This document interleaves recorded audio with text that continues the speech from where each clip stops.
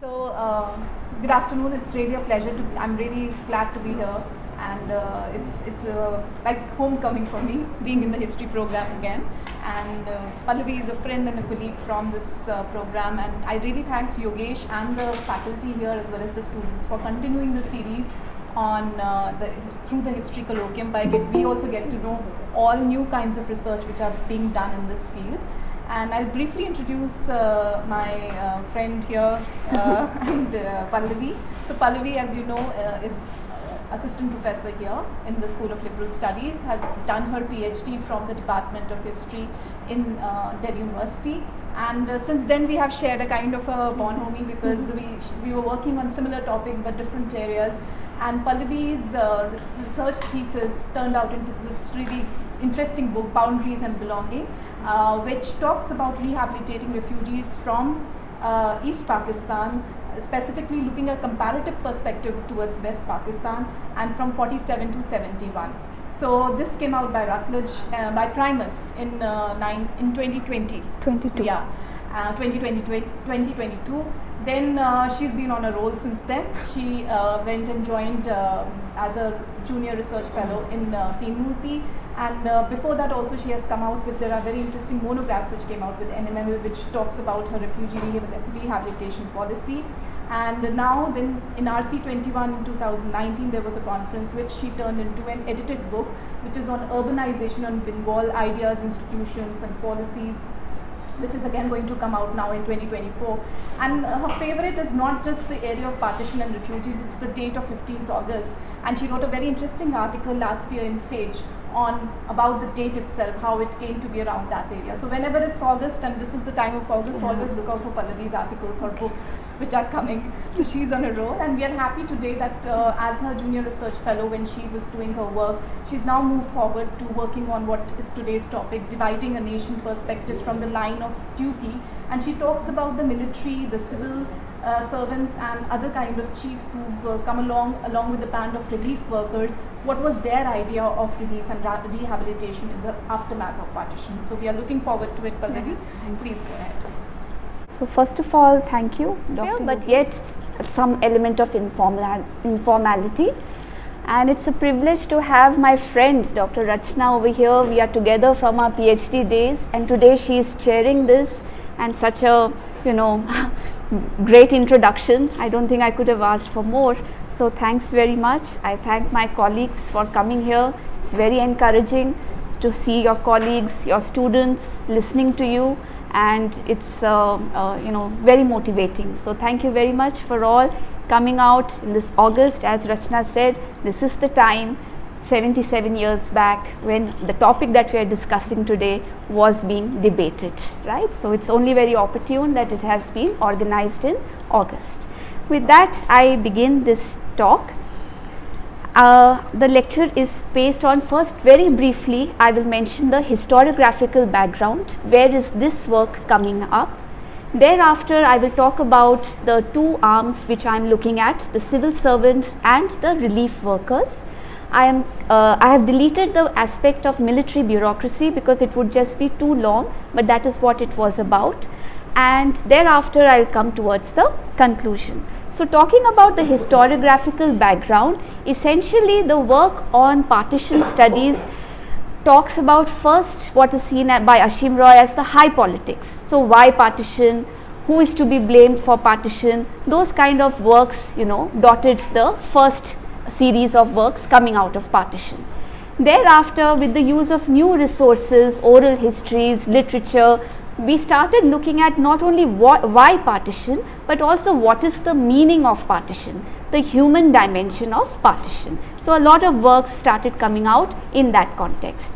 And finally, the stage that we are now in looks at, again, sort of going back to the politics of partition, but in terms of looking at what partition actually means, very rightfully termed as the long partition by Wazira Zamindar. And it is a lot of works on refugees, citizens, boundary making, all of these aspects have been discussed now in what we see the works around long partition.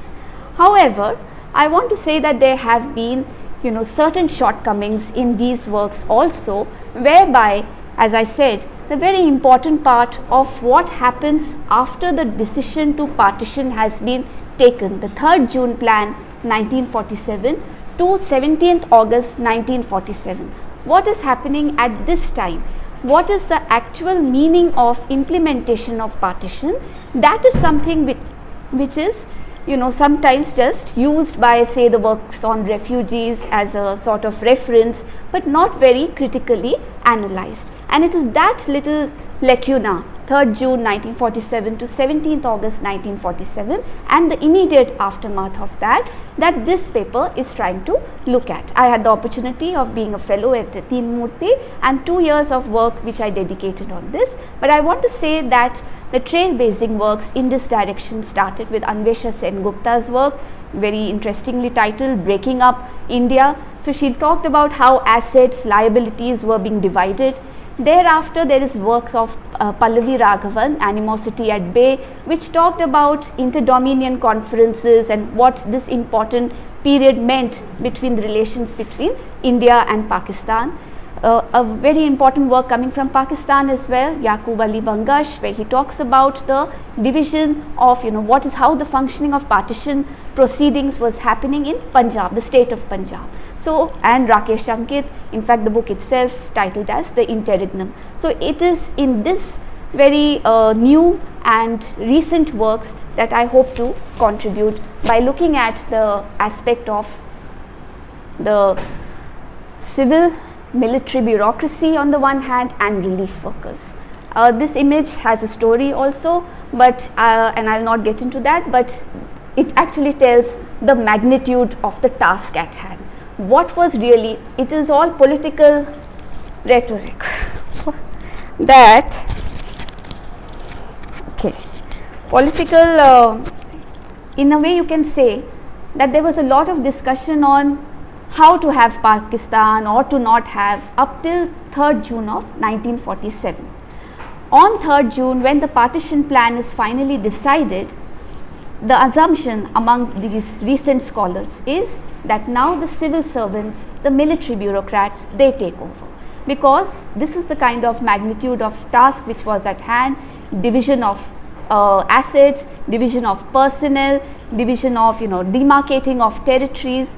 These were things which the political elite had not thought. The only exception, I think, would be Gandhi, and among the governors, among the bureaucrats, I think the governor of Punjab, Evan Jenkins. So if you see their records, they are constantly telling it's not right, it will not be possible, and of course Gandhi does not even attend the 15th August celebration. So apart from them, nobody really knew what actually implementation of partition was to mean, and that sort of work was coming out. That is the magnitude of the task.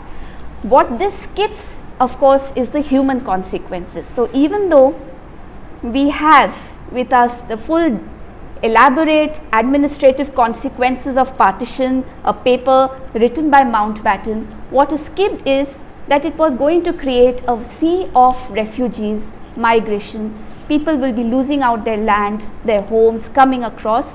What has to be done with them? So in that context, this is what I am trying to look at.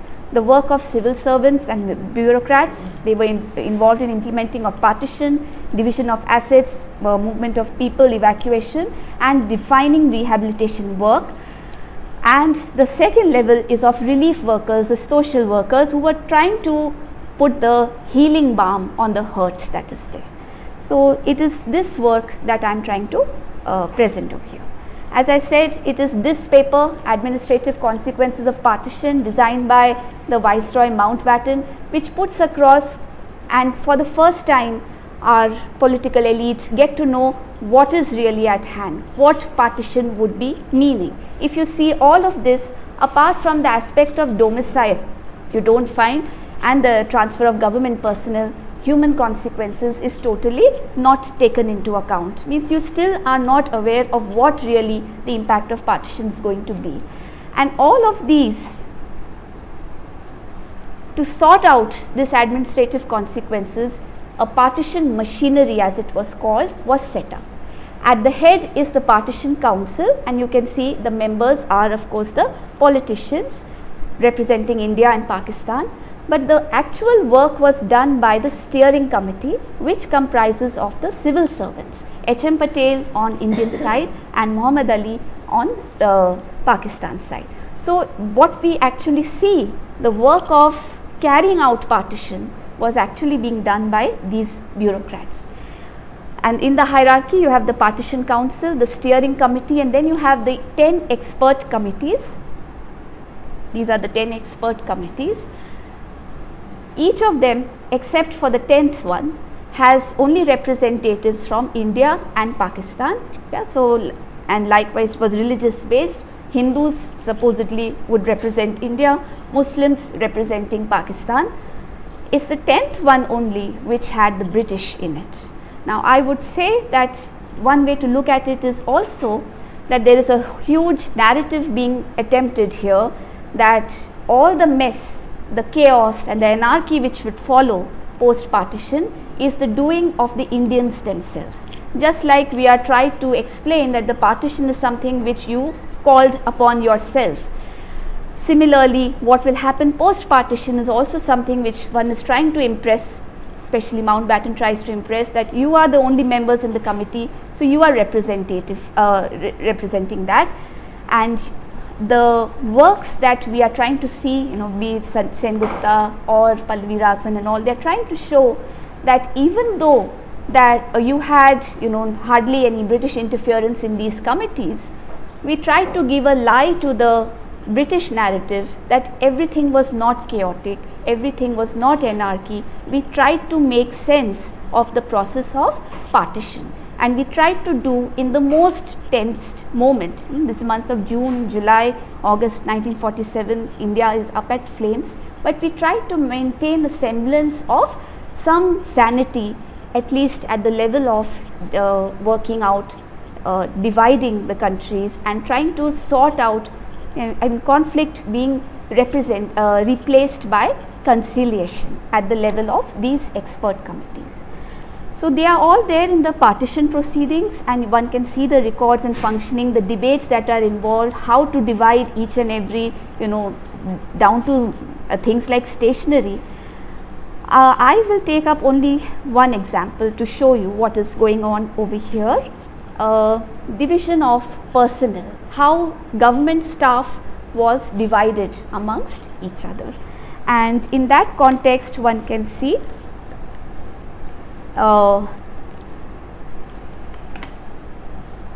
this is about division of physical assets. So lists were made, things like national importance, things which were given of which cannot be replaced, so that there is those examples as well. But as I said, I will take up the example of division of personnel.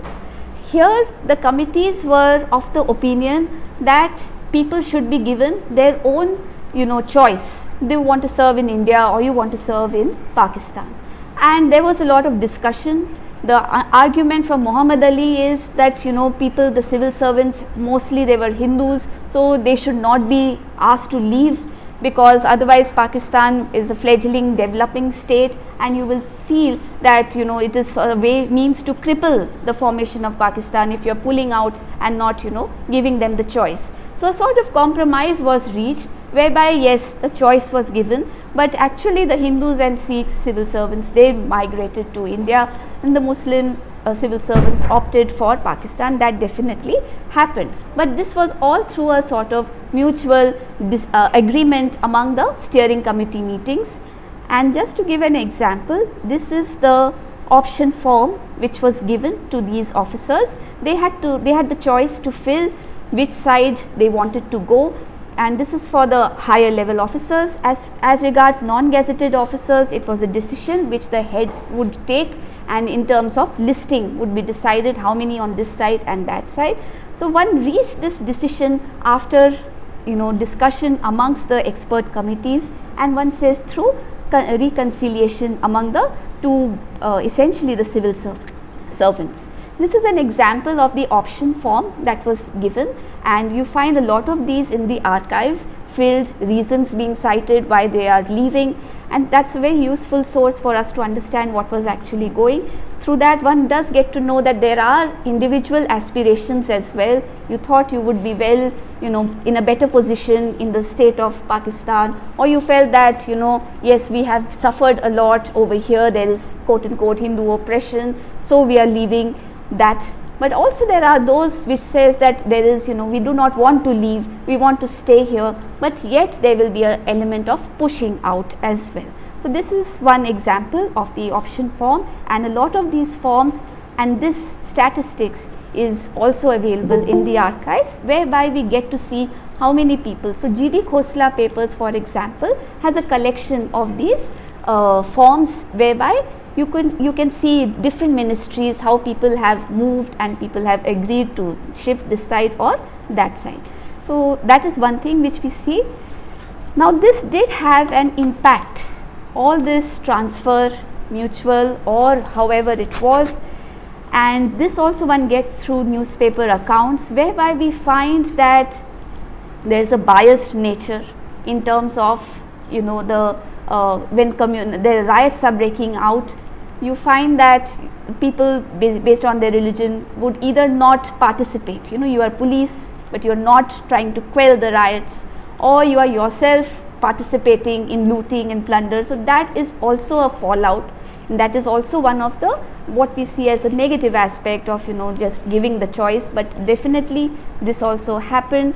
There is the very famous case of M.S. Randhawa, deputy commissioner, but he is given trying to see a planned division of people, but we see that there are some negative aspects as well which are happening.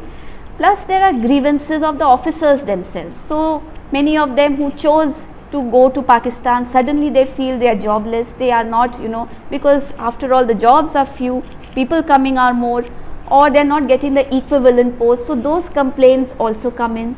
There is also the question of provisional options. You had an India final or an India provisional, that is, you take your mind, you want to shift to India or you will go back, you want to see how the situation is. So that provisional option is not honored. No, since you put it as provisional, you will be not on the payroll, that sort of so there are problems as well of what we are trying to see, that there is a planned way of dividing the assets, but there are internal grievances also which are emerging out of it. Yet what is our takeaway from this, and this is just an example of grievances, that there were problems like you went to Karachi, it's not ready, you are calling for the family, it's not ready. So there were problems, but what our takeaway is that on 14th August for Pakistan and 15th August 1947 for India, you had an administrative setup which was ready and the things were in place. Also, it sort of gives a lie, as I was saying, to the fact that there were efforts to show that India was taken up in a time of chaos and we are leaving it also in the time of chaos, but that is not exactly what was happening, because you did have the two countries well in place.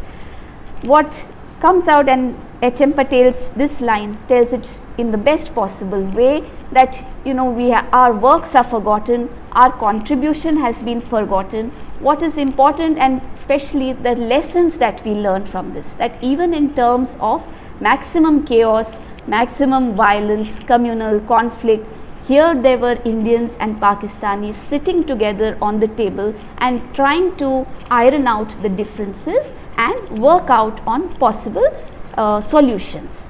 The credit goes in this way, that you had this council and all the topics were to be discussed. If there was anything residual not sorted between the two countries, it would go to the arbitrary tribunal.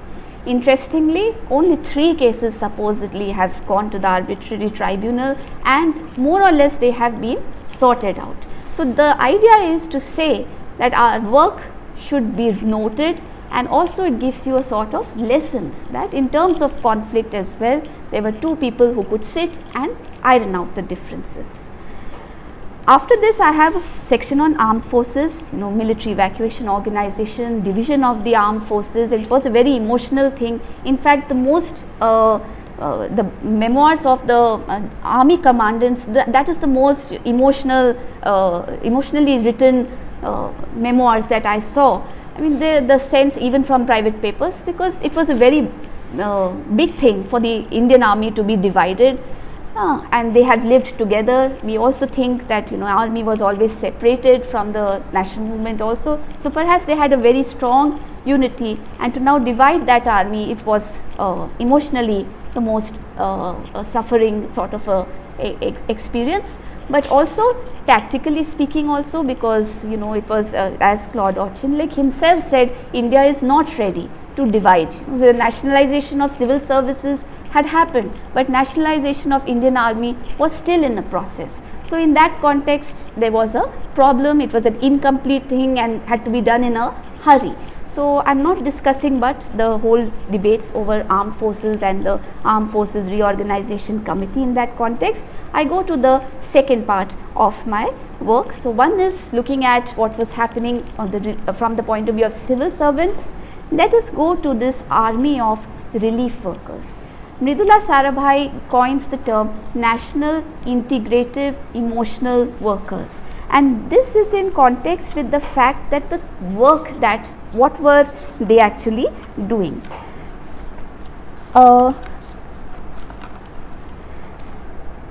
As you can see, there is a background to this whole aspect of how the relief workers come into the context. The background is largely that they are coming out of experience from the Gandhian involvement in the national movement, but relief work as such to a great extent also comes from the experience of Bengal famine. So a lot of these relief workers who would become names to remember have all tested themselves and their work in the course of the Bengal famine and thereafter. So why I am emphasizing on this is because the portion that I just talked about, civil servants, has in the autobiographies or biographies or in their communication, there is a big stamp of Nehru and Patel always there, and that they were the builders. So it's a Nehruvian idea that they tried, even when relief work, they are thinking about it. So it's a development model. But when we talk of relief work, all of these memoirs are filled with the experience of what Gandhi did and what is the Gandhian influence. So that is one contrast which I noticed, and of course I would like to hear it from you as well. What is your opinion on that? But so there is a very big stamp of Nehru and Patel in the civil servants area, but relief work has a stamp of Gandhi all over. What are their works? Ensuring peace and assuring minorities. This was the first task which was given to our relief workers, and it's not only women relief workers, you also have students, so men as well, students from Jamia, students from multiple university students, or just in general Congress workers or workers from political parties. So they were the immediate relief go-to people. And also where this became very important was in the work of Shanti Dal. Shanti Dal was there in Calcutta, it was also there in Delhi, it was also built in Amritsar, and all of these states, just a very on the spot immediate creation of band of workers with Gandhian ideals, trying to ensure that you must stay on and you should not leave, and we are going to protect you. I will discuss that a little bit more, but just to say that, so this is one of the important works which was carried out by them. Recovery and restoration somehow is a very much discussed and written about theme, but here what is the individual agency of the relief workers, how they were taking decisions on the spot. That is something which was noteworthy to understand and coming out from their own memories. Relief and rehabilitation, of course, that is the work with which they were most comfortable, that is what was given upon them. The interesting thing is, so the policy is made by the largely men sitting in the offices. The work was being done by these women on the ground, and that is where one also sees that there is some individual agency acting on the spot, taking on the spot decisions. We will come to some of that. So keeping that in mind, what I have suggested, that there is also a conflicting relation with the administration. So both of these categories are sometimes in conflict also with each other, and I of course talked about the Gandhi Nehru Patel influence, so we will talk about that as well. So let me just talk about Shanti Dal for example, and here so their work involved traveling to these riot torn areas, ensuring people stay.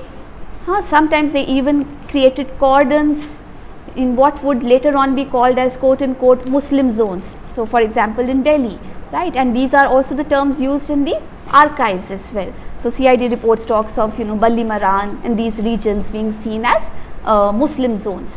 So, they would cordon off that we are not going to let these homes be looted, or we are not going to see these homes be occupied. But in case they were already occupied, you did not push out the refugees as well, but you tried to arrange an alternate accommodation. So, this much of work being done by these Shanti Dal workers, and important names like Mridula Sarabhai is involved, Subhadra Joshi is involved, and there are a lot of Anis Kidwai, for example, in Delhi, Ashoka Gupta in Bengal. So, you have all of these women who are talking about how their experience from the Gandhian movement has allowed them to be brave, withstand violence of the others, violence of the administration, and stay on. That is what their intention was.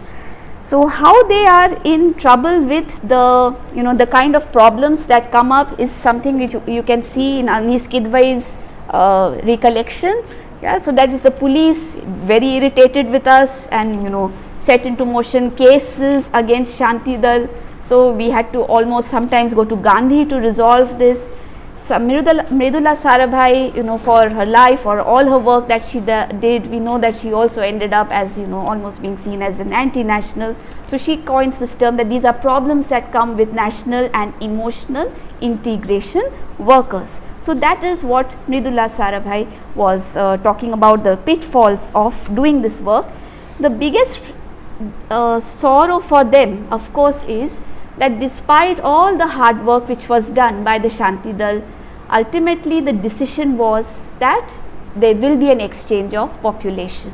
So, they felt cheated, they felt that all our work went in vain, and there was an exchange of population. So, all the time that we were trying to protect the homes, now you are supposed to give in and the custodian office comes up. So, that is one also very important thing which comes across from their work. With regard to when we talk about restoration and of recovery and restoration of abducted women, what is their work? And there is a search service bureau. They went to these places, they tried to collect in overt and covert operations, they tried to gather information, they tried to get an idea of how to extract these abducted women. So, it expressed a lot of bravery, lot of internal courage, and yet, and of course also the work of what happens to such women, how are they going to be returned to their family, what happens to the unborn or born children. Again, they feel that they had a problem. They often got into conflict with the administration also in this direction, because sometimes then they had to take their own individual decision, whereby as one of these, Damayanti Sehgal, or for that matter Kamla Behan Patel talks of, there are sometimes women just did not want to go back, and the rule is you have to go back. So, sometimes they would take the decision that okay, you can stay back. So, that is the aspect of individual agency. These are the problems that they face.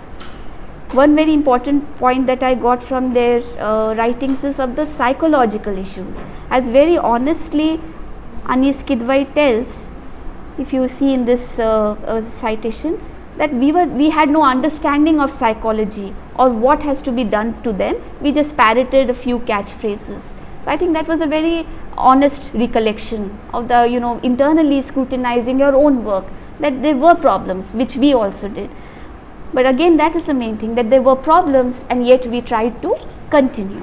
Right. So, these are the problems that they, threats to life, which often you would be attacked, because many of them were abducted by very powerful police or people from the judges, so those women you recovered, again you had to restore them back because of the kind of weight that they had. So, those are also the problems that they say. This is about the individual agency which I was mentioning, that many of them took the decision on the spot.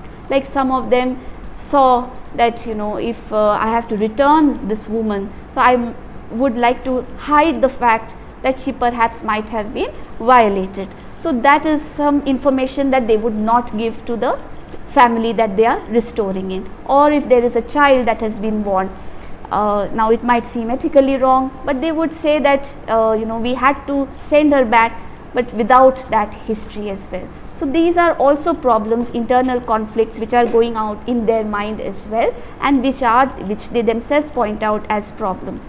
But it's also the work that they have been doing. Relief and rehabilitation is the last part of what these relief workers did. The kind of work and as Rachna pointed out, and that is what my research was on, a critique of the rehabilitation policies of the state. But I think even before me, it's these people themselves who were already critiquing on the spot the rehabilitation work. So very interesting comments, as you can see.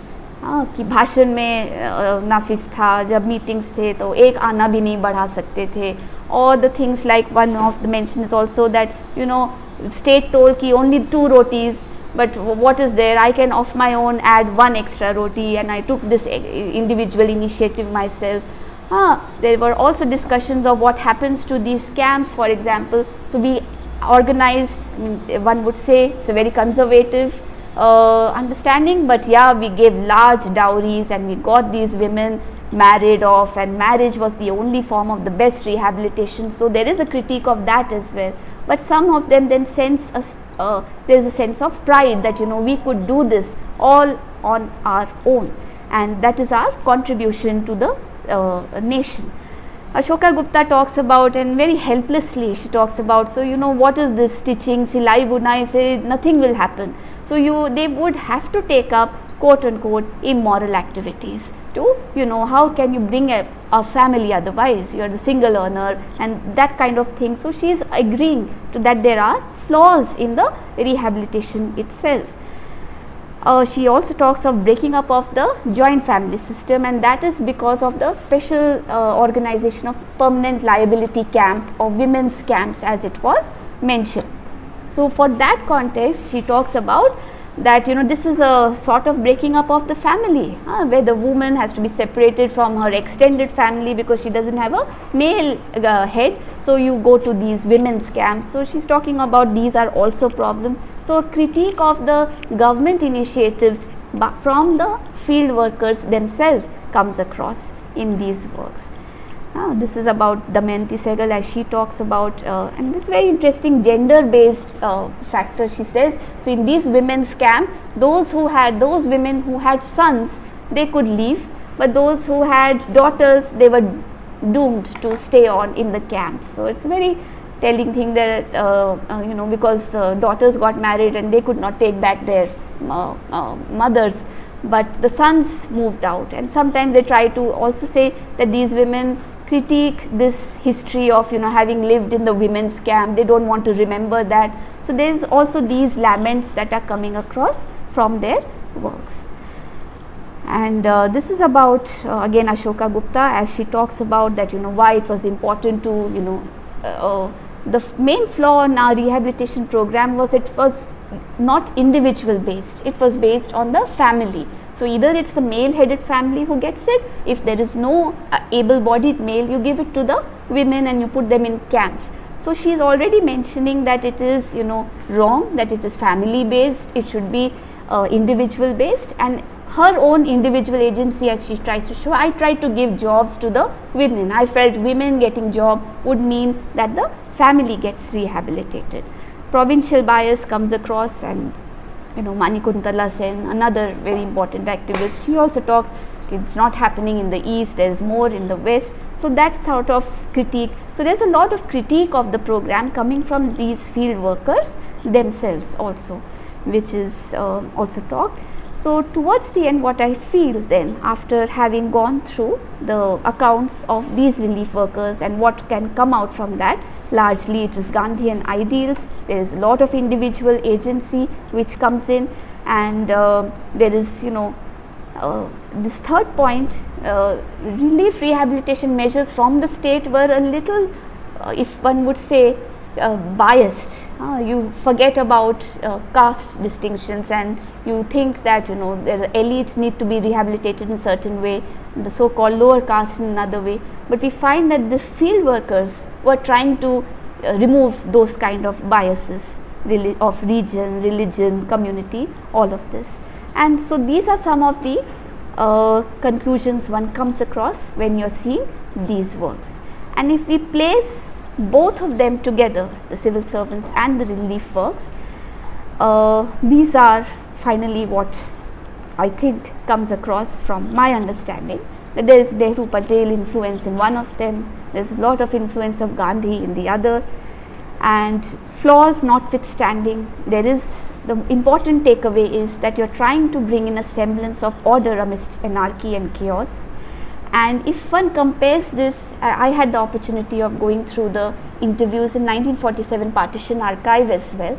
So the actual partition survivors also are not talking of the, I mean, they talk of the violence, they'll talk of that, but it's always as, you know, learn a lesson from our experiences. So there is always a sense of hope, there is always a sense of, you know, that you need to learn something from our experiences, and that is what comes across even from these people who were actually on the site of working during the implementation of partition.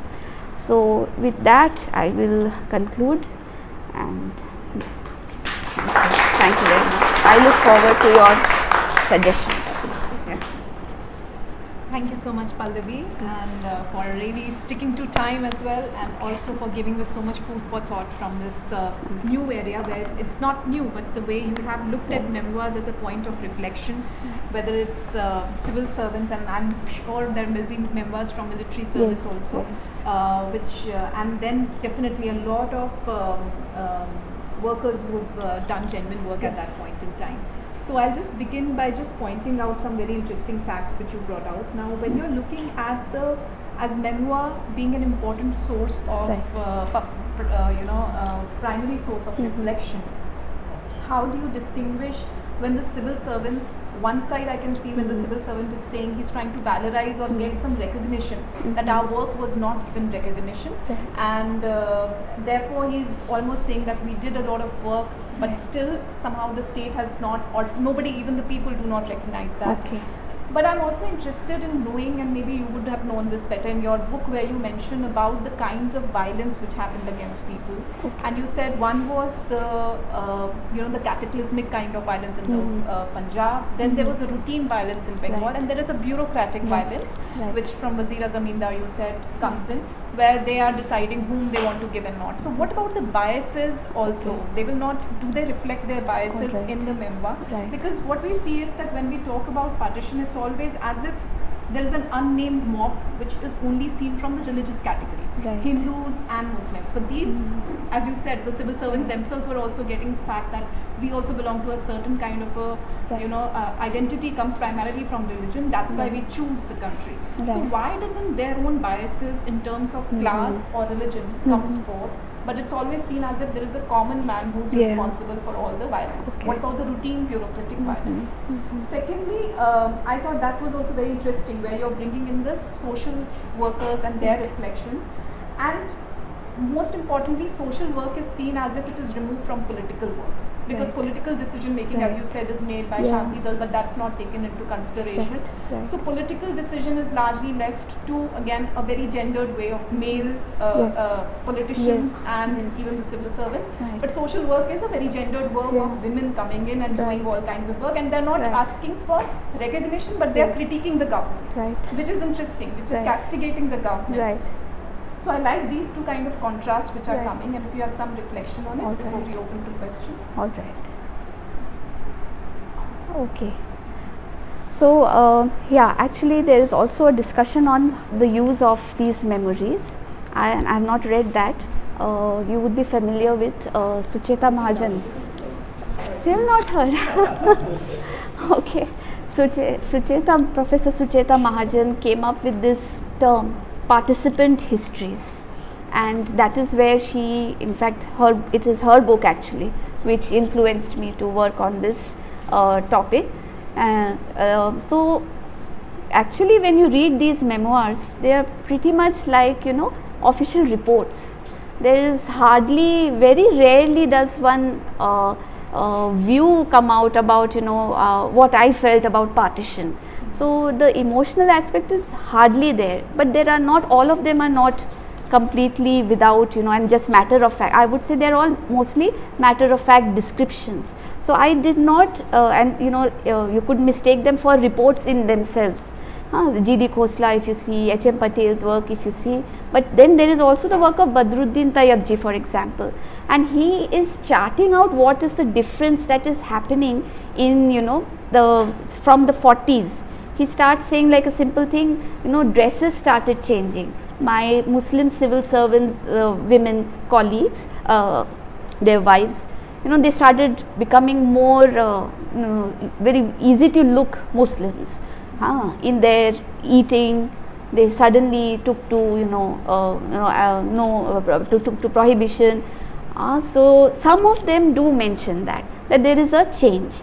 And in civil servants, these biographies, still you can find that evidence. But in the military, the works coming from the army commandants, I did not see this. Actually, if at all there is any complaint, it is with respect to that, it's India, Mountbatten failed to divide things equally, or the division should not have happened. There's a lament, there's a nostalgia, we were a united army and now its division should never have happened, that kind of thing. So it's only very few traces that one finds. So normally it's more about like a sort of a manual that is written. So I would say that to your first one. And with respect to social, that is the that's the argument of Uditi Sen as well, that you can't say that there is no politics involved at all in the concept of social work. And in fact that's a critique that you assign the women this work of providing relief, which is a sort of gendered thing, that they are supposed to be nurturing and caring, so you give them that, but the policy decisions should be made from us only, from the mostly male, and they don't become. So that is one of the critiques also, that even if Mridula Sarabhai reaches a very high position, she's Rameshwari Nehru is chairing the women's section, but these are all honorary positions. So nobody questioned that there. That is surprising, but what does come across that they were critiquing the policies and they were critiquing at their level, but that is for us to flesh out further. So that would be my response there. I think I'll take up open up questions. So if there are questions in the audience here or online, you may raise hands. We'll just take up a few questions. May I start? Yeah, Sanjay sir. Yes. Pallavi, I really enjoyed this perspective because normally one is grown up on a diet of partition violence, control, yes. like there, but I think this, and in fact there are several questions I have that I'm limited. I was just wondering, you said that you were inspired by Gandhi, Nehru, Patel. I find Azad missing, because I think Azad was, Azad's speech in Jama Masjid, correct. I just wonder, just would like to know more. Right. Not just that, whether all this work, these are big names, right. No offense, they are, but they did throw up other local inspirational figures, which perhaps your research has found out. Apart from Gandhi and that's one. The second question is just sheer curiosity about when the armed forces are getting divided. How did ammunition and range of all that material? Were there guidelines? They must have been. Yes. And they were very bitterly fought. Humongous job to divide actual physical stuff. Yes, sir. That's right. So if you have something more to say. Yes. I did not add it because I thought it would just expand. So there is, and this is the Emergency Cabinet Committee papers, which talks about all these divisions, and one can see how they are being bitterly fought also. So for example, for the major, the one and the only ship that was there. It should go to India or it should go to Pakistan, and there is a lot of passionate debates also about it.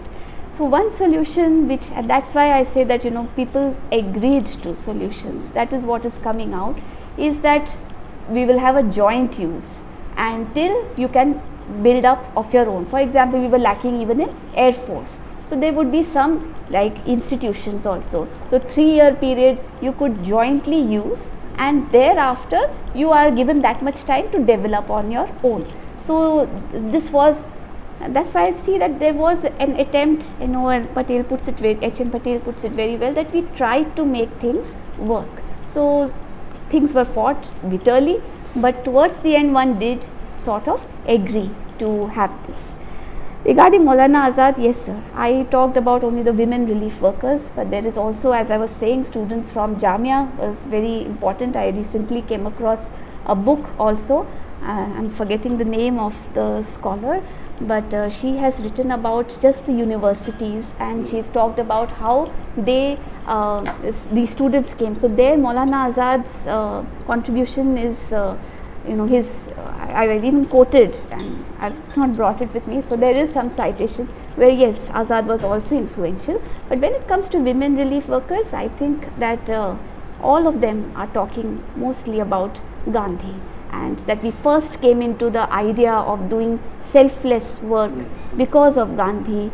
We became fearless, like Mridula Sarabhai for example says, I was very scared at the time of the first, in 1946 they're talking about. But when I saw a thin, frail Gandhi, he is walking the streets fearlessly. Even Ashoka Gupta, for example, says stones were thrown. But I saw this man walking, and so that sort of inspired. So I read, and these are only some names I have put across. But if you see, you know, there are a number of people in oral transcripts also. The first, it sort of begins with, you know, Gandhi. Because of the influence of Gandhi, I came into this aspect of relief work. And so very well put in Anis Kidwai, for example, totally lost and did not know what to do, and the healing touch that, you know, Gandhi said, you get into this relief work, and that sort of soothed her. Sorry? From 46, are you talking about that? So that is what his work was, and that is why I think that only Gandhi knew what the real impact of partition would be. So this band of relief workers had already been, you know, in place, and you know, the whole concept of Shanti Dal also coming up. So I read a lot of influence of Gandhi in their works. So that would be the communists were not there. And communists, Manikuntala Sen talks about that. So I had a personal conversation with Dr. Gargi Chakravarti, and she told me that the difference is that even the communists also, I mean MARS, Mahila Atma Raksha Samiti, we also had this, began with Gandhian. It started off with the Gandhian sense of, you know, service, and the difference is that what was service for largely Gandhian was relief workers, we instituted the idea of right also, that don't see it as charity, you must right. And that is where Manikuntala Sen is little different. She is saying, and I had a there, that not only, you know, women should not only become self earning, but they should demand also. So this is the time for you to demand, yes, I should get pays for my work, and it's not free service that I'm doing. So right and service, that was a fine difference between them. Right. Yes.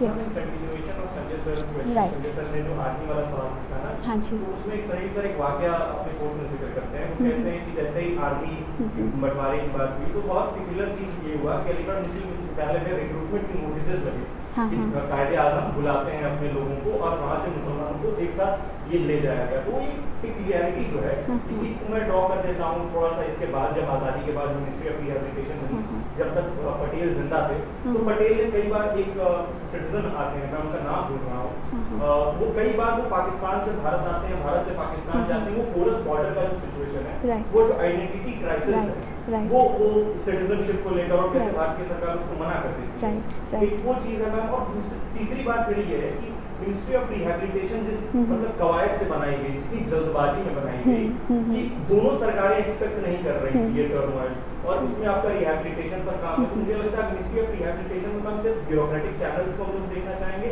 या फिर वो जो doctor Ambedkar कह रहे हैं कि दलितों के साथ अलग बर्ताव हो रहा है, कि दलितों को वही मिनिस्ट्री ऑफ रिहैबिलिटेशन के जो सिपाही हैं या ऑफिसर्स हैं वो थोड़े से अलग ट्रीट कर रहे हैं अपर कास्ट से। तो इस पर भी मैं थोड़ा सा जानना चाहता हूँ, बड़ा मिंगल्ड है मैम एक दूसरे से। नहीं, मैं फर्स्ट तो मैं आपका मुझे लगता है कमेंट है ना, क्वेश्चन तो नहीं लगा। मैम वो जो है वो कैसे, वो अलग कैसे होगा, मतलब रिक्रूटमेंट नोटिसेस तो अभी भी अलीगढ़ मुस्लिम यूनिवर्सिटी के रिक्रूटमेंट की तो I think it's a different thing and division is of what was already there. हाँ, so whether it is the army personnel, civil services personnel, वो अलग चीज़ है, और जब आप रिक्रूटमेंट कॉल कर रहे हो that's a different thing. So I don't think that is related, वो तो अलग चीज़। पता नहीं कि उनके लोग किस तरफ बॉर्डर के इस पार हैं, इस पार हैं। अभी तो धर्म के नाम पर यूपी से लोगों को ले रहे हैं, ना कि लाहौर और इस्लामाबाद। इसका मतलब है कि अभी होमोजेनियस क्राउड बना नहीं, अभी बन रहा है। But what I will say is that army का एक तरह से सील हो गया था, defence forces, that if you actually you did not have the option. Yeah, so if by religion you had to be, if you're a Muslim, you will be recruited and taken in Pakistan. This is also something which comes across from Patel's works. It was very, very rare that a Muslim could get his job back in the Indian defense forces and vice versa. Army में ये बहुत clear था, whereas it is not the case with the civil services, so or even below civil services, government officials in general, but that is also one, so वो तो एक seal हो जाता है. The third thing that you told about Ministry of Rehab, उसका yeah, there is a lot of critique. My understanding is, I mean, my earlier work has looked at the critique of that also, right? So legislative policies जो बनते हैं and how it is, you know, what all, you know, on base of gender, on base of caste, there is a lot of problems with the rehabilitation. With this present work, what I am trying to say is कि you did not really need scholars to point out the difference, these faults. It was being pointed out by themselves, the people on the field themselves. So they are themselves also critiquing what your rehabilitation policies are, and they are trying to negotiate and act on the moment also what they can do to, you know, sort of improve. That's why I was talking about ki, you know, they were more open in terms of caste or in terms of, you know, class distinctions. So I hope that answers it. Yogesh and then Tanuja. I have two questions. Okay. One question was that if you can give us a sense of time when these memoirs were written, Okay. particularly the major ones, because Okay. I believe we know that the reality post 1947 is changing very fast, despite the fact that we do have cooperation between administrative officers, but we also are fighting wars already immediately post 1947. Right. So if it all these memoirs are talking about lamenting partition, they are talking about what is the time when they are being reflected of, in the sense that decade, Right. is it about 70s or 80s, when are they like? Right. The other was this question that was raised by Ayush, which is about division of army. I'm wondering whether when you say that division of army personnel and officers were based on religion, would it apply to regiments from the peninsular India, where Madras regiment, I don't know how old it was it a decolonial regiment? Right. So there we do have Muslim officers, Muslim soldiers. Right. Would that be applicable to those regiments also, or was it specifically to regiments which were North Indian regiments, like Madras, Punjab regiment? Right. Right. So regiments which could be located within the region which is being partitioned. Yes. Was there a distinction between both? Yeah. With respect to regiments, as far as I am remembering, I mean, this distinction I'm not able to see through the records where the specific regiments were mentioned. The only thing that I'm remembering in this context is the fact that it was almost sealed. Your fate is sealed, at least when it comes to the defense forces. So that option should ideally should not have been, but I think I'll have to look that, because I'm not seeing a specific regiment voice. The only thing that's coming to my mind is Patel's comments with respect to army and the certain few cases which are there in National Archives about the pleas to that I was in this position here in India, I'm not getting promoted, I need to be brought back, but those things are not happening because of your specific religion. So thanks, I'll look at that. And what was the before that? It was First of all, time. Yeah, they're mostly 70s, 60s. Some of them are on the spur, written right away. And for example, Anis Kidwai wrote almost immediately. So, but then it gets translated and published. I mean, she wrote in it, then it will publish later. So some of them are like that, but mostly it would be 60s, 70s, and but the interviews, or immediately the first collection of these interviews is in Policies and Perspectives of towards India and Pakistan divide, which is a volume which comes around again 60s. So it is coming from that period only. So it's not so much about, hardly partition is discussed in the sense that it is good or bad, as I was telling to Rachna also, but definitely what is being told is that that this is something which is forgotten, that we were involved in this sort of work, this also needs to be noted. So that was something which was different in these memoirs, right? Yeah.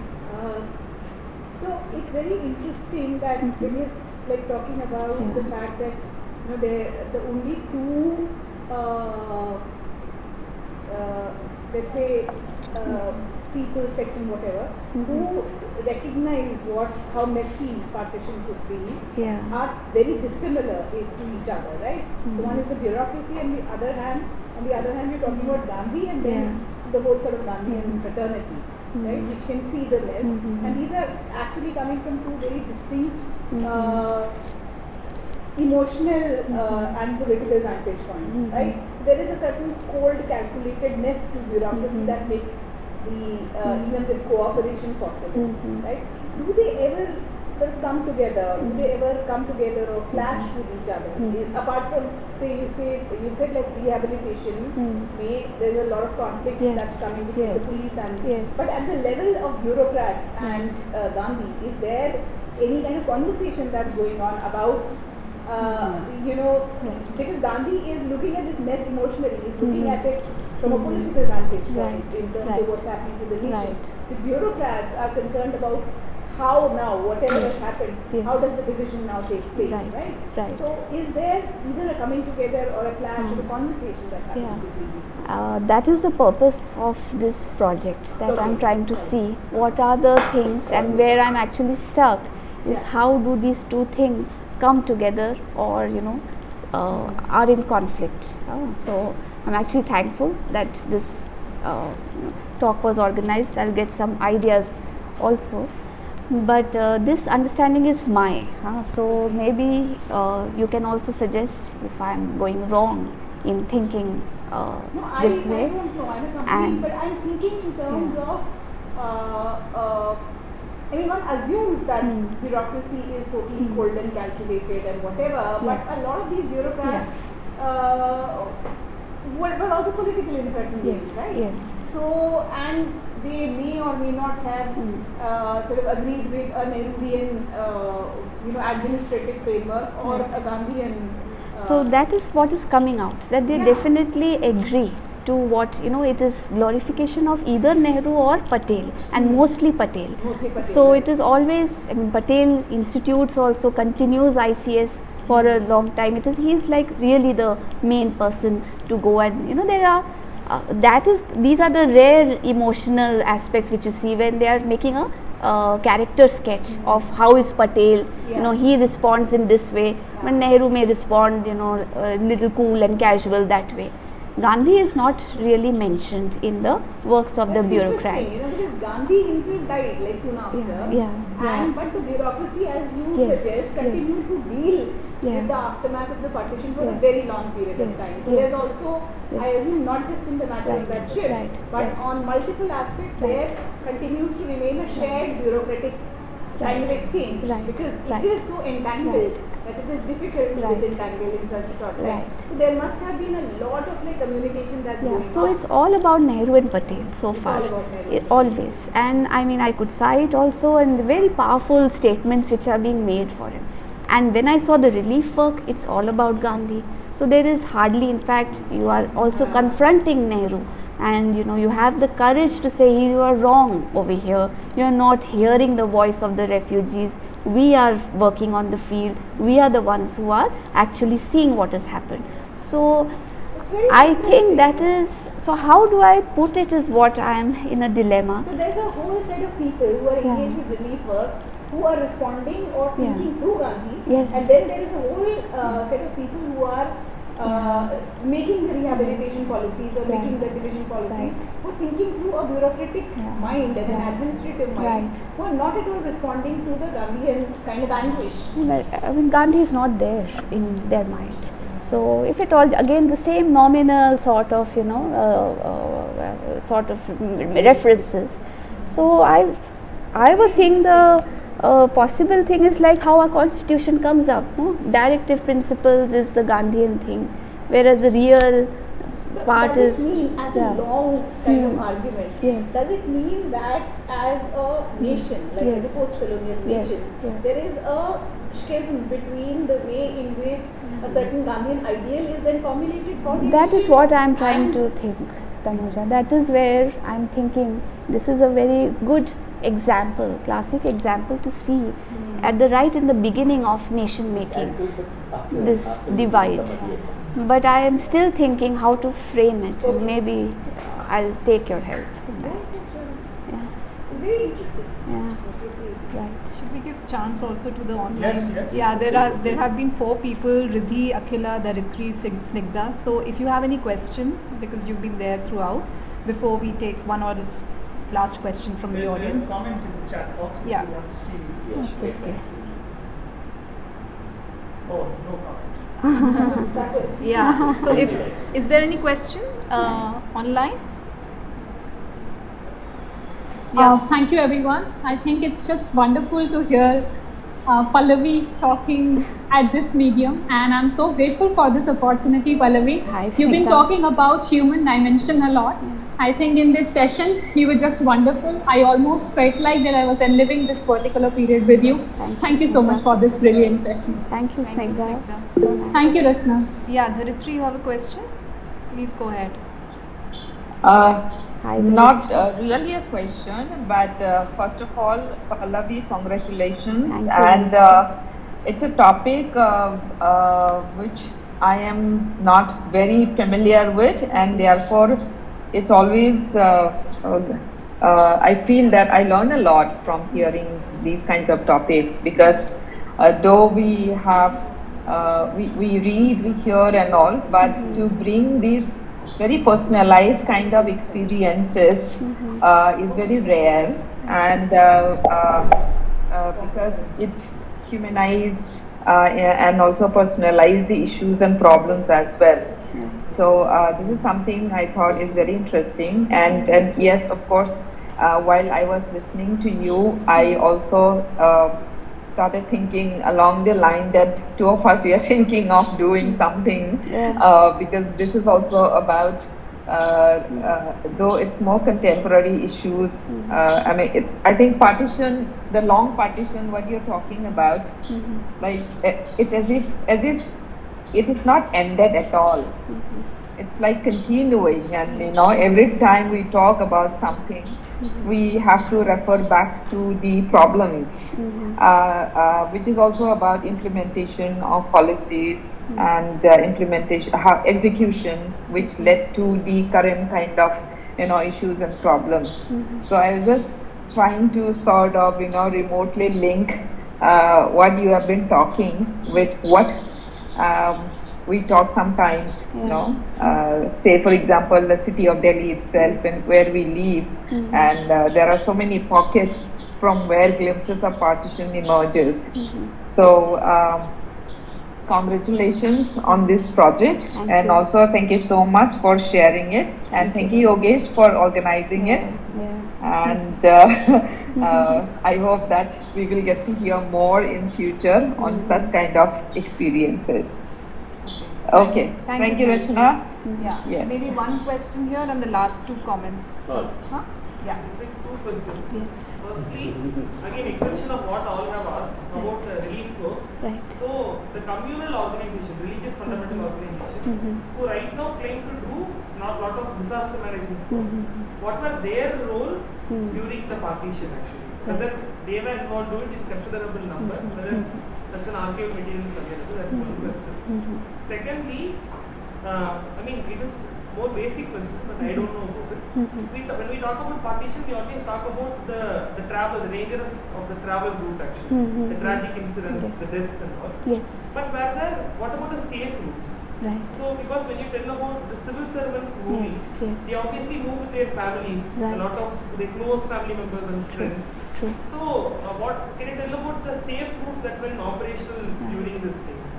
Only air route were safe? BOAC flights with 20-pound weight you were entitled. So I have argued earlier that yes, they are a privileged category which could have a safe reserved compartment. They could move out safely with family, with luggage, assured job. You have a job here, assured government accommodation. So that is definitely there, which is from a reserved compartment in the train, or you were more wise enough and you left before the real train attacks. So those are also there. But it was a very difficult decision to move. That also I would say. I mean, I have read one, and it's in Bangla, Hiranmaya Bandyopadhyay, Udbastu. He talks of, we have been transferred so many times, and this is like a regular transfer, but it's different because you will never get to come back. So there are tears in the station, you're moving across, the people you will not meet.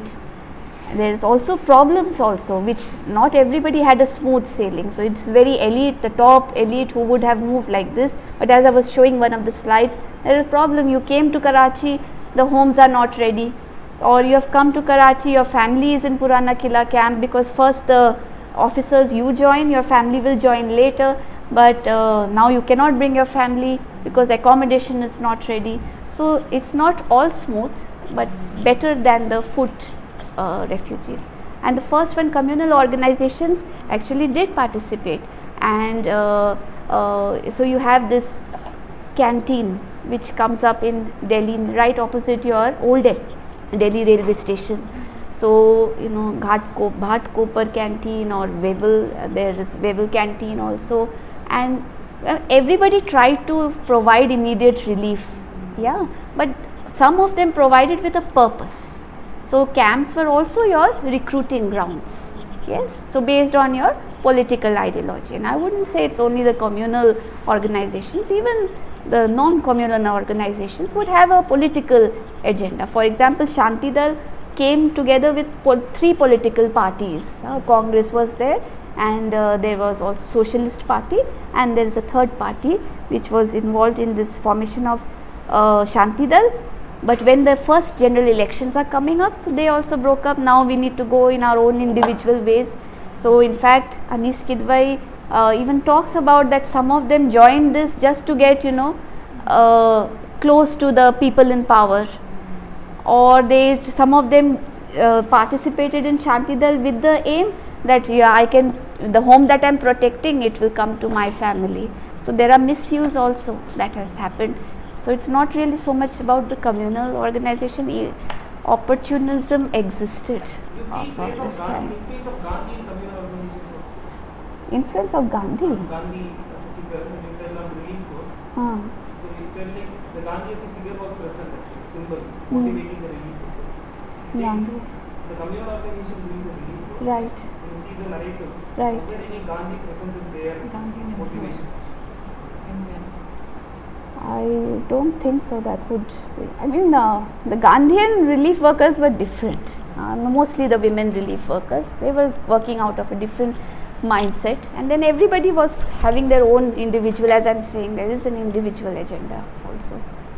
Just last two comments, I think, just to end, I think, of the student. And Sanjay sir, you wanted to say something? You decide.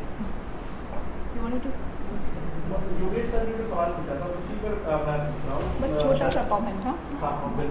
उन्होंने कहा कि peninsular India में भी जो regiment है उन्होंने Madras regiment का example देते हुए कहा, तो मैम आपने जो आंसर दिया कि the fate of the army was sealed based on religion, Urvashi Butalia की किताब में मैम एक अब्दुल नाम के कैरेक्टर हैं जो भारतीय सिपाही थे, वो पाकिस्तान जाते हैं, तो मेरा कंटेंशन ये है ना कि वो पाकिस्तान अभी न्यू सॉवरेन नेशन बना है, वो इंस्पायर कैसे करेगा अपने आर्मी को उसको, तो अब्दुल लेफ्ट पाकिस्तान आर्मी और वो वापस भारत में आते हैं, कुछ समय के बाद उनको वापस जॉब मिल जाती है, तो वो जो सर पूछ रहे हैं क्या वो सिर्फ पेनिनसुलर इंडिया में है, वो तो नॉर्थ में भी बहुत ज़्यादा है मैम, वो रिलीजन के नाम पर जिनको मोबिलाइज कर रहा है वो भी भारत सरकार की तरफ वापस पॉलिसी एक चीज़ है, हाँ, there is one thing as policy, and this is also not a declared policy, it is a sort of unwritten statement that कि our army can get compromised if we have the other, वो understanding है, so cases तो हो ही सकते हैं, हाँ, nobody is saying कि नहीं हो सकते हैं, and as I said कि peninsular का तो मुझे specially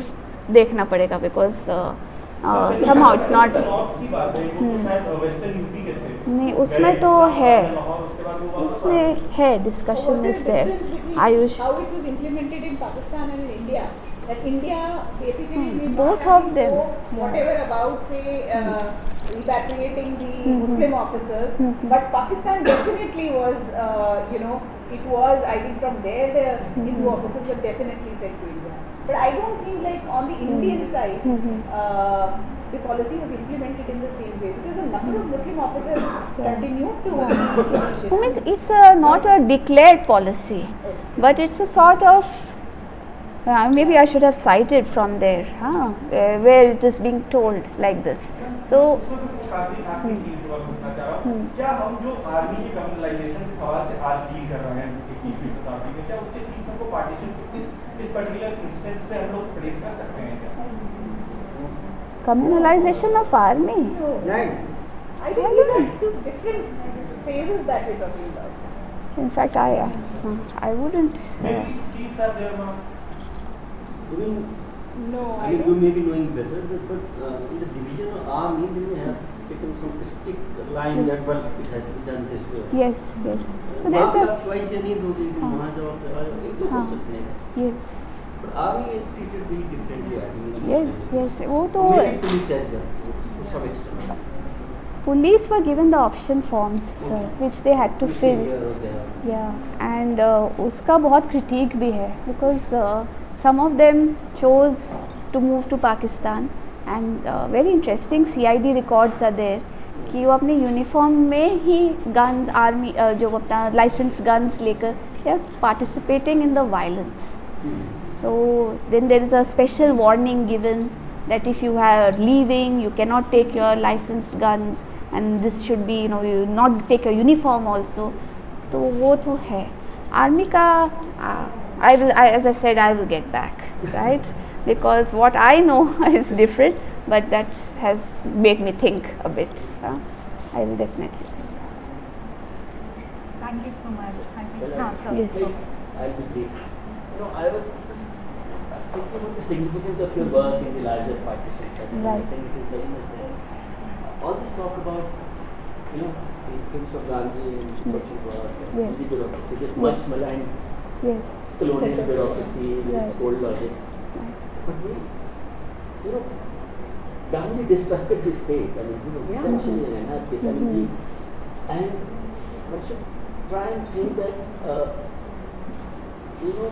people on the other side, I mean, Nehru Patel, they didn't have any administrative experience at another level. I mean, nation state had to be run, and I guess it's the bureaucracy which must have, having the state frame, just knowing how to manage things.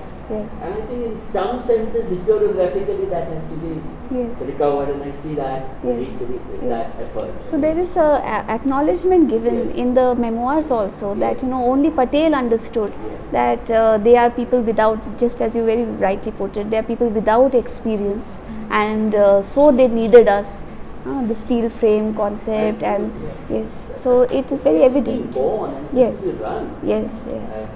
So in that Yes. sense, I guess Yeah. a deep history of that, or a thick history Yes. of that, Right. is very vital. I think. Right. Oh, thank you. That's what bureaucrats must have thought as ethical. Yeah, Yes. they must have had the self-perception that Yes. we are neutral. Yes, yes. I mean, Right. others may say they are not, but Yes, it yes. is committed to this whole idea that of continuity and Right. so on. Right. I think Right. it served some Right. good purpose. I mean, Right. as historians, we must try and. Right. But then Right. last Yes, yes. Who Yes. Absolutely. decided the rehabilitation policy? Who decided? This is also something which comes in mutually, like 3rd of September, I think, military evacuation organization is set up, and likewise a Ministry of Relief and Rehabilitation is set up for India. So evacuation is for both India and Pakistan, joint program hai, but relief rehabilitation is a government decision from India and chaired by Niyogi is there, and you have these ministers. Then they put a women's section, specially headed by Rameshwari Nehru, Harijan section. There must be broad Yeah. document deciding that how this. Yes, so the setting up of, if you want to know about the setting up of the ministry, Minister 2000. K.C. Niyogi, the K.C. first, yeah. And then you had, like your market here, Meherchand, Mahajan, yeah, all of these successive, and its ministry continues till 1964. And then all the work, residual work, goes into the social work, labor policy, like that.